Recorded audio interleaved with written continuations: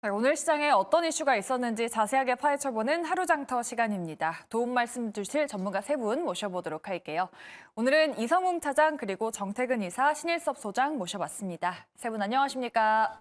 반갑습니다. 네, 오늘도 다양한 섹터가 움직였습니다. 그 안에서 우리가 꼭 알아야 할 이슈는 어떤 건지 첫 번째 이슈부터 바로 공개해보도록 하죠. 첫 번째 이슈는 바로 이겁니다. 네, 4분기 실적 시즌이 시작이 됐습니다. 오늘은 LG전자가 실적을 공개했죠. LG전자 사상 최대 연매출을 또 기록했습니다. 그러면서 주가가 2% 넘게 올랐는데 최근에 주가가 다만 또 정말 부진하죠. 오늘의 상승이 추세 상승의 시작일지 오늘 또 잡아봐도 괜찮을지 세 분께 바로 여쭤보도록 할게요. LG전자에 대한 의견 준비되셨으면 팻말 바로 들어주시죠. 네, LG전자에 대한 의견은 긍정 한 분, 그리고 부정 두 분이 나왔네요. 부정 의견이 좀 많네요. 일단은 그러면은 부정 의견을 정태근 이사님께 한번 여쭤볼게요. 뭐 최근에 좀 많이 바닥권이기도 하고 실적도 잘 나오고 있는데 지금은 아직 타이밍이 아닌 건가요? 그런데 안 가는 게 문제라고 좀 봐야 되겠죠? 음, 그렇기 때문에 일단 뭐 LG전자 같은 경우는 뭐 많은 좋은 얘기들 많이 해주잖아요. 많이 해주시는데 그 소위 성수기인 1분기 실적 상당히 잘 나왔다가 2분기, 3분기, 4분기는 그냥 나왔다가 또 1분기 잘 나왔다가 지금 화면에도 실적 추이가 나오고 있는데 매출 같은 경우도 지금 분기 보게 되면은 2조 원대 계속 정체가 된 상황들이거든요. 근데 영업이익도 마찬가지로 생각을 합니다. 그래서 그런 관점에서 좀 보게 된다면은 L전자는 어쨌든 중요한 건 실적이 이제 화면에도 나오고 있지만은 뭐 매출 같은 게 옆으로 누웠고요. 그리고 영업이익 같은 경우 좀 전에 말씀드렸듯이 성수기 때 반짝 잘 나왔다가 분기 기준으로 봤을 때 1조 원을 못 넘고 있어요. 그게 가장 큰 아킬레스건이라 좀 보고 있는 상황들이거든요. 그렇기 때문에 뭐 L전자 정도 되게 되면은 소위 말하는 그 대형주들이 보이는 퍼포먼스, 실적의 우상향 이런 것들이 나오기 전까지는 힘들지 않을까라고 생각을 하고 있습니다. 그래서 그런 것들이 나오게 된다라면은 뭐 굳이 LG 디스플레이를 뭐 저평가할 이유가 있을까요? 아니거든요. 그렇기 때문에 다른 거 다 제쳐두고요. 제쳐두고 수지가 어떻게 됐던 뭐 사업이 됐던 그게 어떤 종합체가 결국 실적이거든요. 그렇기 때문에 그 실적에 대한 부분들이 결국 우상이 되는지가 중요하다고 봅니다. 그리고 매출은 제가 좀 전에 말씀을 드렸는데 2조 원대가 아니라 20조 원대에 정체되어 있는 상황들이기 때문에 이 부분의 어떤 이런 타겟 이런 것도 좀 필요하다는 말씀을 드려야 될 것 같습니다. 음. 우리 신일섭 소장님도 부정 팻말을 들어주셨는데 뭐 LG전자 아직까지는 뭐 실적이 좋긴 하지만 주가가 반등하기에는 아직 좀 이른 걸까요? 긍정적인 의견을 드려야 좋은데, 그렇죠? 그 LG전자랑 현대자동차는 좀 안타깝죠. 이제 모멘텀이라는 게 실적이 모멘텀이 될 수도 있고 트렌드한 이슈가 모멘텀이 될 수도 있는데 우리 시장은 트렌드한 이슈에 좀 더 점수를 주고 있죠. 로봇이라던가 바이오를 보면은 뭐 그렇게 얘기를 하잖아요. 왜 우리는 이렇게 실적을 잘 찍고 현대차도 마찬가지고 근데 주가가 안 가냐. 그렇죠? 지금 로봇이나 바이오가 실적이 안 나오는데, 그렇죠? 시뻘개도 가요. 그러니까 그런 거죠. 이제 공부를 열심히 해서 성적을 잘 올려가지고 그것을 인기의 모멘텀으로 삼으려는 자와 공부는 조금 못해도 춤을 잘 추고 노래를 잘하고 끼가 있는 애들, 그런 애들이 인기가 더 많거든요. 요즘에는 저 유튜브 보면 아시잖아요. 얼굴이 잘생긴 애가 서울대를 가고 있어요. 그러니까 공부만 잘해서는 인기가 없다는 거죠. 그러니까 참 안타까운 현실이죠. LG전자가 가장 뜨겁게 올랐을 때 2021년도 초반 그때죠. 20만 원 가까이 갔던 19만 3천 원. 그때 이제 온갖 무슨 애플카와의 협업이니 뭐 이런 얘기 나오면서 드디어 뭐 백색 가전은 LG라는 약간 굉장히 오래된 그 타이틀을 뭐 좀 자랑스럽긴 한데 그 타이틀이 굉장히 뭐 오래됐잖아요. 좀 구식적이잖아요. 그런 걸 내세우는 것 자체가. 그러니까 그런 것밖에 내세울 게 없다는 게 백색 가전은 LG라는 게 어떤 면에서 얘기를 들으면 굉장히 강점인데 어떤 면에서 얘기를 들으면은 야, 또 그 얘기야? 언제적부터? 그런 것에서 뭔가 변화하려는 것이 나타났을 때 그때 무슨 애플과의 협업이 뭐 가시화되지도 않았었고 실적으로 나오지도 않았었는데 주가는 가장 뜨거웠죠. 그러니까 시장은 이런 겁니다. 지금 더욱더 밸류를 많이 주고 PER, PBR을 높여주는 것은 PER, PBR이 높여지는 게 고평가가 아니고요. 성장주에게는 PER, PBR이 높아지는 게 어떤 훈장 같은 겁니다. 근데 지금 그런 거에서 점수를 줄 만한 요소가 없다는 거죠. 그러니까 2021년에 불었던 그 모든 것들이 현실화되기를 바라면서 주가가 올라갔었는데 현실화가 늦어져 버리니까 바로 주가가 급락을 하고 뭐 지금 뭐 가계 상황이나 이런 것들이 풀려가지고 뭐 백색 가전은 LG다 이런 부분에서 만약에 그것이 진행이 되더라도 예를 들어 건설 경기가 풀리고 막 가전을 많이 사고 이런 것이 풀리더라도 주가가 얼마나 움직일 것 같으냐는 의문이 있죠. 왜냐하면 다른 종목들의 모멘텀이 너무 많아요. 걔네들은 실적 모멘텀 플러스 이슈 모멘텀까지 있거든요. 그러니까 실적 모멘텀 하나를 채우더라도 그냥 이거는 필요 조건이지 필요 충분 조건이 되지가 못합니다. 좀 아쉽죠. 그래서 LG전자를 아무리 사랑한다고 하더라도 비중을 자기가 사랑하는 마음만큼 전부 다 담는 것은 굉장히 위험하다. 그러니까 이율 배반적으로 생각을 하셔야 될 상황입니다. 자기네 집의 모든 가전제품이 LG고 난 죽을 때까지 삼성을 안 쓰고 LG를 쓴다고 하더라도 자신의 포트에는 LG전자를 100% 담는 일은 없어야 될 것으로 생각이 됩니다. 알겠습니다.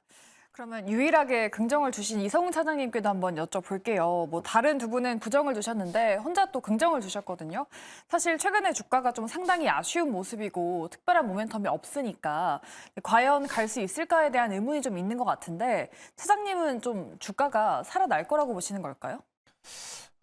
우선 저는 너무 이제 억눌렸던 게 좀 있었다라고 좀 판단이 좀 되고 있고요. 실질적으로 봤을 때도 이제 증권사들이 이 LG전자의 뭐 목표 주가를 최근 한두 달 사이에 올린 경우는 거의 없었어요. 뭐 그렇기 때문에 뭐 주가적인 측면에서도 뭐 LG전자가 어떤 단기적으로 뭐 테마나 이렇게 트레이딩할 종목은 아니겠죠. 그러니까 중장기적으로 바라봐야 할 종목이긴 한데, 근데 여기서 어떤 부정 그리고 뭐 그 어떤 중립보다도 저는 한번 LG전자의 지금 한번 가격에서도 이 포트에서 좀 일정 부분 담아도 나쁘진 않다라고 지금 생각이 좀 되고 있고요. 뭐 사봉 실적도 발표는 했지만은 뭐 그 경기에 대한 우려감에 비해서는 저는 선방했다라고 뭐 HE나 뭐 TV 쪽에서도 저는 선방했다라고 좀 판단이 되고 있고, 그 다음에 뭐 AI를 장착한 이런 TV 쪽에서 삼성전자도 이번에 CES에서 하겠지만은 이 LG전자도 그런 쪽에서 이제 이 AI 탑재한 이 TV에 대한 부분을 선보일 예정인데, 그렇기 때문에 너무 억눌렸던 주가가 이제는 투자 심리가 좋아진다는 것보다도 조금씩 한번 담아봐도 괜찮은 구간이지 않을까라고 좀 생각이 되고 있습니다. 물론 이제 이 오늘 오후에 이 작년 사분 실적을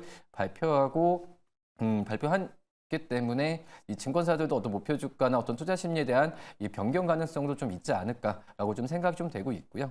뭐 그렇게 되면 말씀드렸듯 단기적인 종목이 아니죠. 그렇기 때문에 이제 조금씩 담아봐도 나쁘진 않지 않을까라고 좀 판단됩니다. LG전자 좀 장기적인 시각으로 긍정적으로 보시면서 또 삼성전자에 대한 언급을 해주셨는데 내일 이제 삼성전자가 또 실적을 발표를 할 겁니다. 지금 뭐 8만 전자를 코앞에 두고 조정에 들어간 상황인데 뭐 조정이 왔지만 업황에 대해서는 긍정적인 소식이 많습니다. 그러면 정태근 이사님께 한번 여쭤볼게요. 지금 증권사에서 뭐 9만 전자, 10만 전자에 대한 말을 하고 있는데 지금 담아봐도 괜찮을까요? 조금만 기다렸으면 좋겠어요. 일단은 실적은 변수가 되지 않는다 좀 보시면 좋을 것 같고, 일단은 종목에 영향을 주는 이슈가 가장 아래 단의 종목 이슈, 그 위에 업종 이슈, 그 위에 시장 이슈거든요. 근데 삼성전자 같은 경우는 지금 업종에서 종목 이슈를 보시는 것보다는 시장과 좀 연계해서 보시는 게 맞을 것 같아요. 왜냐하면은 일단 다른 거 다 차치하고 차트적인 부분만 보더라도 삼성전자 그리고 IT 업종 지수, 그러니까 전기전자 업종 지수입니다. 그리고 코스피 거의 똑같이 가고 있거든요. 이게 무슨 얘기냐? 결국 시장이 영향을 받고 있다라는 겁니다. 그러니까 삼성전자가 어쨌든 뭐 갤럭시 S24를 공개를 하든지 말든지 실적이 뭐 9일이죠? 9일날 발표가 되는지 말든지 그게 중요한 것이 아니라, 지금은 뭐 그게 아직 안 중요하다는 것이 아니라 우선순위가 그쪽이 아니라 시장의 영향을 좀 받고 있다고 보시면 될 것 같아요. 그렇기 때문에 지금은 시장에 대한 대응을 하는 것이 맞다고 판단이 들고, 뭐 조정시 매수 관점에서 보는 건 맞다고 판단이 들지만은 조금 가격을 더 낮추자라는 얘기라고 생각을 하시면 될 것 같습니다. 그래서 삼성전자 같은 경우는 현재 76,500원 정도인데 그 날짜를 보게 되면은 그 10월 20일, 12월 말경에 조금 오프스팅이 나왔잖아요. 가격이 나왔기 때문에 그 자리까지 한번 내려온다 보게 된다면 7만 4천 이하까지 저는 기다릴 것 같아요.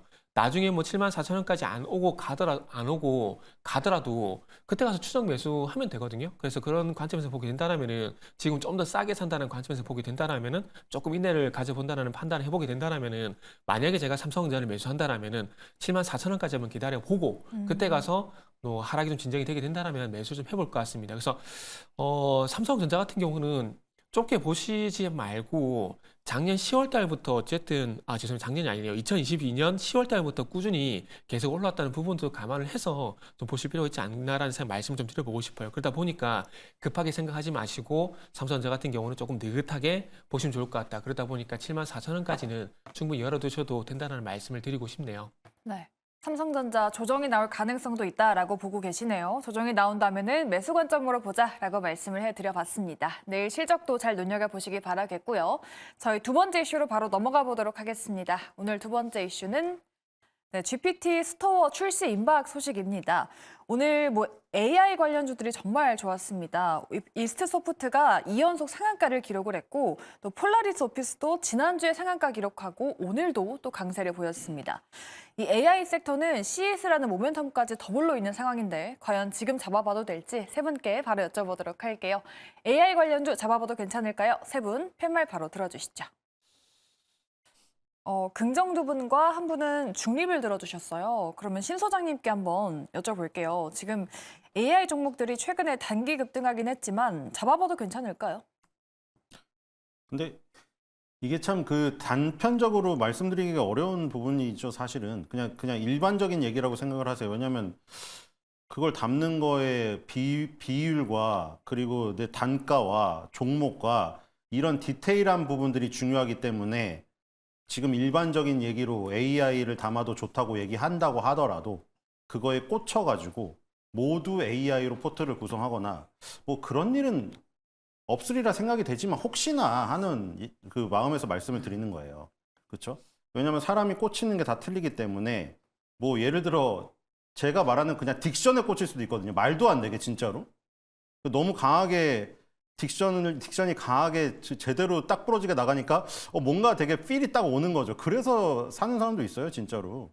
그렇기 때문에 그거는 유의를 해야 되는 것 같고요. AI 뭐 시장이야 넓어지죠. 근데 저 분야가 너무 많잖아요. 예를 들어. 그러니까 지금 뭐 네이버나 뭐 카카오가 거대 챗GPT 대응하는 걸 내놨는데 사실 아무 주가 효과가 없었죠. 네이버 굉장히 민망할 정도로 효과가 없었죠. 아무 효과도 없었습니다. 주가가 1도 움직이지 않았어요. 그리고 그게 선점하는 효과가 크기 때문에 뭐 예를 들어 오픈 AI라던가 마이크로소프트나 구글이라던가 이런 대규모로 그리고 뒷부분에는 사실 데이터 센터가 받쳐줘야 돼요. 저 AI를 구현하려면 여러분들 솔직히 뭐 이거 너무 오래된 얘기지만 옛날에 사이버 가서 아담 기억나세요? 그것도 어떻게 보면은 AI이자 메타버스의 시초라고 볼 수가 있는데 그때 당시에 그 정도 수준으로 AI 시대를 만족하시는 분 한 명도 없죠. 근데 제가 보기에는 지금 메타버스나 AI 나온 거 들어가서 한 번씩 해보잖아요. 도대체 이게 무슨 AI고 메타버스인지 저는 도무지 이해가 안 되거든요. 그 메타버스라고 뭐 캠핑장으로 차려든 데를 제 캐릭터를 설정해서 들어가 봤는데 캐릭터가 제대로 움직이지도 못하고 그게 도대체 캠핑장인지 뭔지 저는 실감이 하나도 안 나요. 싸이월드 시절에 저기밖에 안 나거든요. 그래서 그 수준, 제가 느끼는 게 그 수준인데 주가는 이미 어디까지가 있다? 마치 내가 현실 속에서 현실과 가상을 착각할 정도의 가상현실이 구현된 그 시대에 간 것처럼 주가는 이미 가 있다는 거죠. 그런 것들을 염두에 두셔야 되고 미리 선 조정 받은 것들은 괜찮습니다. 예를 들어서 하도 종목이 많으니까요. 예를 들어 마음 AI 같은 종목들. 이런 것들은 지금 계속해서 횡보를 하면서 한 번도 부각이 되지 않았거든요. 저런 것들 밑에서 다지면서 상승 후 횡보 구간을 오랫동안 거쳤다가 이 박스권 상단을 돌파하기 직전에 있는 이런 것들은 한번 노릴만 하죠. 지금. 왜냐면 이 35,000원을 돌파되면 4만 원까지도 갈 수가 있으니까요. 아니면은 뭐 최근에 또 다른 것들을 보여드리죠. 예를 들어 솔트룩스 같은 것들은 그쵸, 비슷하네요. 마음 AI랑 솔트룩스를 이 종목명을 지우면은 차트가 똑같아가지고 어떤 것인지 분간을 못할 정도죠, 지금. 그러니까 상승 후에 횡보 구간을 오랫동안 걸쳤던 것들은 이런 것들은 한 번씩 시세가 날 가능성이 있어 보이네요. 왜냐면 다른 로봇이나 2차 전지나 반도체나 바이오나 이런 것들은 한 번씩 위로 슈팅이 나왔잖아요. 그래서 쉬어야 돼요. 아까 전에 삼성전자도 마찬가지고 지금 기술적인 걸로 보시면 확실히 알거든요. 왜 삼성전자를 지금 뒤늦게 샀으면 안 됐는가. 주봉으로 보시면 아시겠죠. 주봉에 과열권에 들어갔을 때 사면 어떻게 됩니까? 다 물려요. 2020, 2021년, 2023년 다 주봉 과열권입니다. 그렇죠? 이럴 때 사면 안 되겠죠. 예를 들어 그리고 지금 뜨거웠던 레고캔바이오나 지금 알테오전을 지금 사면 어떻게 됐어요? 다 물렸죠. 왜냐? 주봉 과열권이기 때문이죠. 주봉에서 씻고 나서 사야죠. 근데 솔트룩스나 마음 AI는 주봉에서 과열권이 아니거든요. 그러니까 순환매를 노리시는 분이 있다면 주봉상에서 일봉은 짧습니다. 주봉선에서 과열권에 들어간 것은 쉴 때를 노려서 눌림목에서 들어가야 되고요. 순환매를 노리는 관점에서 주봉에서 과열권이 안 들어갔고 이슈가 살아있는 것들을 한 번씩 노리는 건 괜찮죠. 근데 이 누누이 그 맨 위에 대전제를 말씀드리면 이렇게 순환매를 쫓아다녀가지고 사이클을 잘 맞추면은 따따블에서 따따따블이 나는데 만약에 순환매를 역으로 가버리잖아요. 그럼 계속해서 꼬입니다. 그거 잘 판단하셔야 돼요. 그러니까 예를 들어 지금 레고캔바이오를 들어가서 물려버렸어요. 그럼 손절을 하고 일로 올 수가 없거든요. 손절하고 일로 올렸는데 또 역사이클을 걸려서 레고캔바이오가 내가 손절한 게 가버리잖아요. 그럼 멘붕에 빠져요. 멘붕에 빠지고 모든 게 포트폴리오가 얽혀가지고 지수가 3,000을 가든 4,000을 가든 나는 포트폴리오가 다 꼬인 상태로 가버려요. 첫 단추를 잘못 깨버리면 계속 꼬여버려서 그 전 단계로 돌아갈 수가 없어요. 왜냐면 단추를 다시 풀어가지고 채우려고 시도를 하다 보면 더 꼬여버리거든요. 그러니까 순환매를 잡는데 메뚜기족으로서 자신감이 없다면 이런데 종목 비중을 많이 실어가지고 내가 저걸 다 먹겠거니. 시뮬레이션 매매랑 실제 매매랑 틀립니다. 여러분도 해보시면 아시겠지만 내가 상상으로 하는 거랑 연애도 똑같잖아요. 상상으로 연애하는 거랑 실전에 들어가서 전혀 달라요. 그러니까 지금 확실히 지금 파악을 하고 들어가셔야 될 것 같습니다. 주가가 단기간에 과열됐다는 게 참 대응하기가 어려운 포인트인 것 같습니다. 우리 이성훈 차장님도 긍정을 주셨는데 뭐 이렇게 단기 급등이 나왔는데도 좀 GPT 스토어가 출시가 되고 나서도 AI 관련주들의 시세가 좀 살아 있을까요? 네, 우선 뭐 기대감이 먼저 좀 선반영되는 부분은 맞는 것 같고요. 저는 이제 뭐 GPT 스토어가 결국은 이제 AI 쪽에서의 어떤 그 대세가 되기 전에 또 하나의 과정 같아요. 어떻게 보면 수요자, 공급자 간의 만남에서의 중간적인 그런 입장이기 때문에 결국 AI가 대세가 됐을 때의 과정, 필수적인 과정이라는 생각이 되고 있고, 다만 이제 관련 주가적인 측면에서 본다고 한다면 좀 그 다른 영역이라고는 좀 생각은 되고 있습니다. 많이 급등을 했었죠. 그리고 이 관련된 기업들이 어떤 그런 기술력이 있는 것보다도 어떤 협업 뭐 이런 중심이고, 결국은 이제 우리나라 AI와 관련된 종목들은 미국이나 어떤 글로벌 AI 기업들이 가장 선두의 전망이 있죠. 그리고 약간은 좀 AI 서비스와 AI 관련된 서비스와 비슷한 뭐 기술이나 이런 부분을 하고 있기 때문에 뭐 아직까지는 이 우리나라가 AI 쪽에서 선두로 나가는 그런 상황은 아니겠지만 주가적인 측면에서 봤을 때는 급등을 많이 좀 하고 있어요. 하지만 이 GPT 쪽에서의 보다도 AI 전체적으로 봤을 때는 지금은 저는 계속 대세가 될 확률이 높기 때문에 관련 주들에서의 좀 선별하는 전략도 굉장히 좀 필요하지 않나라는 부분도 한번 유념해 두시는 게 낫지 않을까 이렇게 판단됩니다. 네, AI로 인해서 새롭게 좀 돈 버는 기업들의 주가를 잘 선별해서 관찰할 필요가 있겠네요. 이렇게 세 분과 함께 두 가지 이슈 살펴봤고요. 다음으로는 시간외에서 어떤 종목들이 움직이고 있는지 시간외 특징주 바로 만나보시죠. 네, 오늘 정규 시장은 조금 부진하게 마감했지만 시간의 거래는 활발하게 이뤄지고 있습니다. 시간의 특징주 5가지 알아보도록 하겠습니다. 자, 가장 먼저 첫 번째 특징주 바로 네이버입니다. 오늘 시가총액 상위 종목 내에서 네이버와 카카오만 강한 움직임 보여줬었죠. 대표적인 금리 인하 수혜주인데요. 시간의 거래에서도 상승 흐름 계속해서 유지하고 있습니다. 그리고 폴라리스 오피스, 엑셈 모두 AI 수혜주인데요. 뭐 CES 그리고 챗 GPT 스토어 출시 소식 이후로 지난주 금요일부터 AI 관련주들 급등세 이어가고 있는데요. 시간의 거래에서도 그 시세 이어가고 있습니다. 내일은 이 두 가지 종목 주목해 보시면 좋을 것 같습니다. 나머지 두 가지 기업은 하락하는 종목들입니다. 오늘 스펙 합병을 통해 상장한 한빛 레이저를 필두로 신규 상장했었던 종목들 일제히 시세를 냈습니다. 시큐레터는 오늘 장중에 10% 넘게 급등하기도 했었는데 현재 시간의 거래에서는 하락세 보여주고 있고요. 또 밀리의 서재, 한싹 같은 기업들도 현재 시간의 거래에서 하락세 보여주고 있습니다. 그리고 오늘 또 강했던 테마가 있죠. 바로 초전도체 관련주인데요. 신성 델타테크를 비롯해서 관련주들은 시간을 거래해서 하락세 보여주고 있다는 점 참고해 보시면 좋을 것 같습니다. 자, 이렇게 5가지 특징주들 짚어봤고요. 하나하나 알아보도록 하겠습니다. FOMC 의사록이 나온 이후로 시장이 계속해서 부진한 가운데 금리 인하 최대 수혜주인 네이버, 카카오는 최근에 계속해서 잘 가지고 있습니다. 이성웅 차장님 통해서 한번 들어보도록 하겠습니다. 이 V자 반등이 계속해서 이어질 수 있을지 네이버와 카카오 계속 좀 우상향하는 모습 보여줄 수 있을까요? 그렇죠. 어떻게 보면은 이 성장주들이 이 12월 미국의 작년 12월에 FOMC 회의 전후로 해서 좀 상승세를 많이 좀 보여주고 있는데, 근데 최근에 지난주에도 다시 한번 이제 금리 인하에 대한 물음표가 달렸을 때도 이 성장주 주들은 좀 조정을 많이 받았지만은 이 네이버와 카카오는 시장 대비해서 강한 모습을 좀 보여주고 있어서 저는 성장주 안에서 지금 성장주 안에서도 순환매가 계속 돌 확률이 높다라고 판단됩니다. 성장주라고 한다면은 또 섹터가 굉장히 많죠. 전기차, 또 2차 전지도 마찬가지일 테고. 근데 이제 인터넷 플랫폼 관련주, 특히 이제 네이버, 카카오, 아프리카 TV가 대표주라 볼 수 있는데 종목도 별로 없어요. 하지만 네이버, 카카오, 아프리카 TV는 이 트위치 철수로 인해서 주가가 먼저 좀 선반영된 감은 있긴 하지만 이 네이버와 카카오 같은 경우에는 이 어떤 본업의 어떤 실적이라고 할 수 있는 부분이 바로 이제 광고 쪽, 디지털 광고 쪽에서 수익이라 볼 수 있겠는데 아직까지도 광고 수익에 대한 전망은 저도 올해 상반기 때는 물음표인 것 같아요.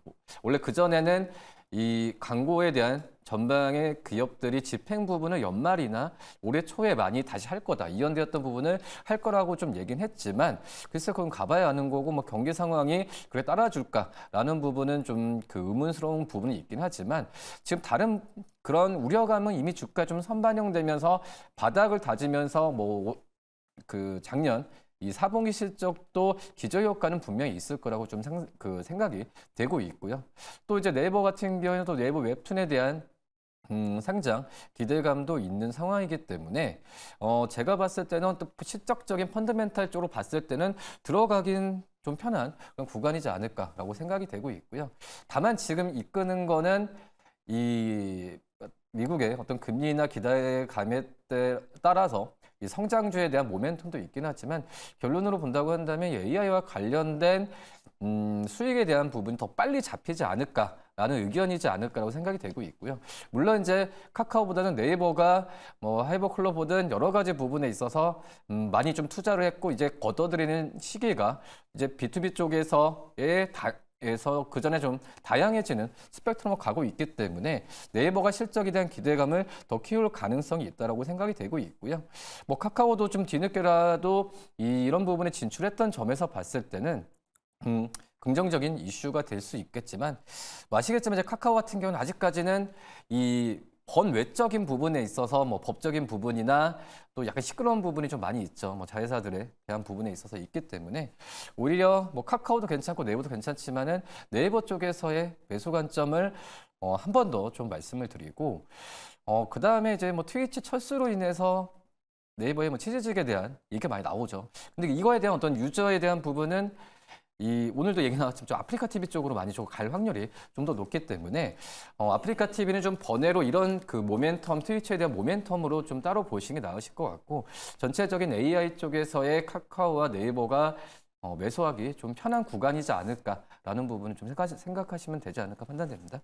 네, 금리 인하 기대감은 조금은 낮아졌지만 네이버 같은 경우에는 웹툰, 광고 그리고 치즈직 모멘텀으로 충분히 우상향 가능하다라고 이렇게 말씀해 주셨습니다. 자, 그럼 다음으로 이 시큐레터를 비롯한 신규 상장주 이야기 한번 해보도록 하겠습니다. 작년에 신규 상장했던 기업들이 오늘 시장에서 또 부각받았습니다. 시큐레터 같은 기업들 오늘 두 자릿수대 급등했는데 현재 시간의 거래에서는 일제히 하락하는 모습 보여주고 있습니다. 과연 이 새해에도 신규 상장주들 강세 이어질지 정태근 이사님 통해서 한번 들어보도록 할게요. 작년 말에 이 IPO 관련주들이 워낙에 또 핫했었잖아요. 올해도 그 모멘텀 좀 이어받을 수 있을까요? 그때와 지금 같은 경우는 좀 차이가 있지 않을까라는 생각이 들거든요. 그때는 종목 자체도 모멘텀들이 좀 작용이 됐었던 것들이고, 그리고 최근에 이제 소프트웨어 관련돼 가지고는 어쨌든 이게 같은 맥락 같기는 한데 그 테마 영향이라 봐야 될 것 같거든요. 그러니까 무슨 얘기냐면은 지금 오늘 뭐 시큐레터뿐만 아니라 최근에 이제 BI 매트릭스라든지 그리고 캡스톤 파트너스 이런 종목들도 같이 봐야 되거든요.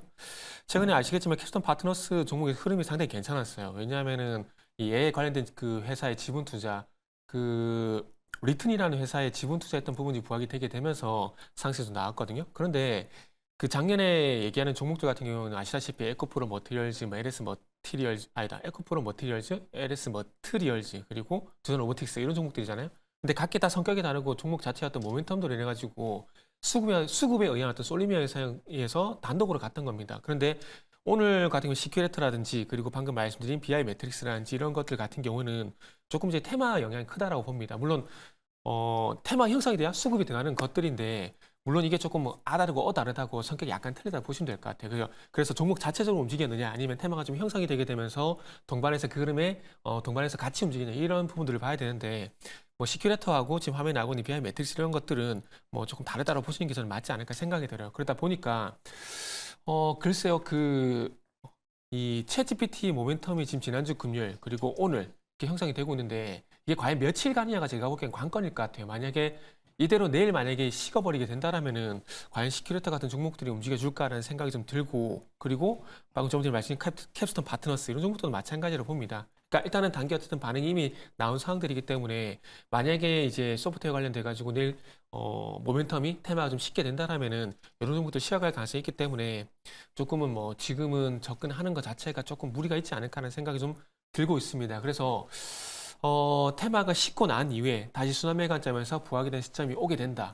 아니면 종목 자체적 모멘텀에서 가게 된다. 그렇게 된다라면은 또 별개로 말씀드려야 되겠지만은 지금 상황에서는 작년에 강했던 3대 장과 그리고 지금 우리가 얘기하고 있는 시큐레터와 그리고 퀀텀 매트릭스 죄송합니다. 캡스톤 파트너스 이런 종목과는 성격이 좀 다르기 때문에 저는 좀 달리 봐야 되지 않을까라고 말씀을 좀 드리고 싶네요.